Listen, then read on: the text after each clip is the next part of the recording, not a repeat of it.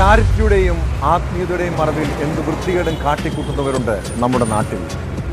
കോഴിക്കോട് ഒരു യുവതിയെ ലൈംഗിക പീഡനത്തിന് ഇരയാക്കിയത് ചാരിറ്റിയുടെ പേരിലാണ്.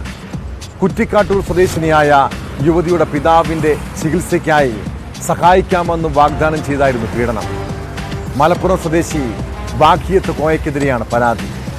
ഇയാൾ പല വാഗ്ദാനങ്ങൾ നൽകി പെൺകുട്ടിയെ പ്രലോഭിപ്പിക്കാൻ ശ്രമിക്കുന്നതിൻ്റെ ശബ്ദരേഖയടക്കം പുറത്തു വന്നിട്ടുണ്ട്.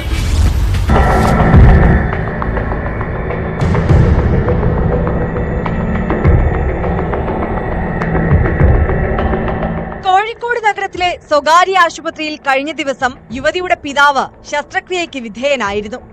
ആശുപത്രി ബിൽ അടയ്ക്കാൻ പണമില്ലാത്തതിനാൽ ആശുപത്രിയിൽ തന്നെ തുടരുകയായിരുന്നു. പിതാവിന്റെ ഡിസ്ചാർജിന് ആവശ്യമായ പണം നൽകാമെന്ന വാഗ്ദാനവുമായാണ് മലപ്പുറം സ്വദേശിയായ വാഖിയത്ത് കോയ യുവതിയെ സമീപിച്ചത്.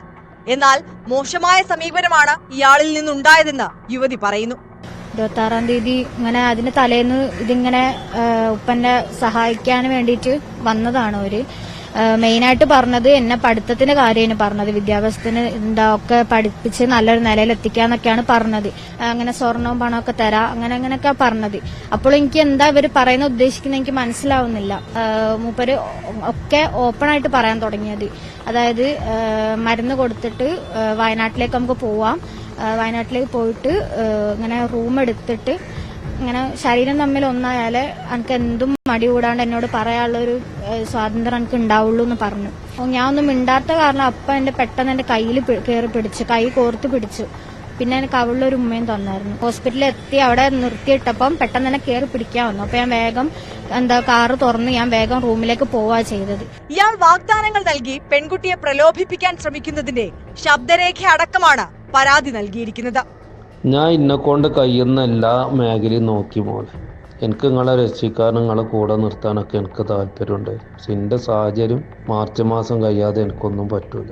അതാണ് എൻ്റെ വിഷയം. കാരണം നിന്നെ മനസ്സ് വേദനിപ്പിക്കാതിരുന്ന് നിന്നൊന്ന് ലാളിക്കാനൊക്കെ താല്പര്യമുണ്ട്. പിന്നെ അതിനൊന്നും ഇപ്പം നീ തയ്യാറല്ല. നിനക്ക് പഠിച്ചില്ലെങ്കിലും വേണ്ടിയില്ല എന്നുള്ള കണ്ടീഷനാണ്. എന്നാലും ഞാൻ ഇന്നെക്കൊണ്ട് കഴിയുന്നതൊക്കെ ഞാൻ നോക്കുന്നുണ്ട്. പക്ഷെ ഒത്തുവരണ്ടേ. പെൺകുട്ടിയുടെ പരാതിയിൽ നടക്കാവ് പോലീസ് കേസെടുത്തു. പരാതിക്കാരിയുടെ മൊഴിയും രേഖപ്പെടുത്തി. നഗരത്തിലെ സന്നദ്ധ പ്രവർത്തകർ ഇടപെട്ട് പണം അടച്ചതിനെ തുടർന്ന് കുട്ടിയുടെ പിതാവിനെ ആശുപത്രിയിൽ നിന്ന് ഡിസ്ചാർജ് ചെയ്തു.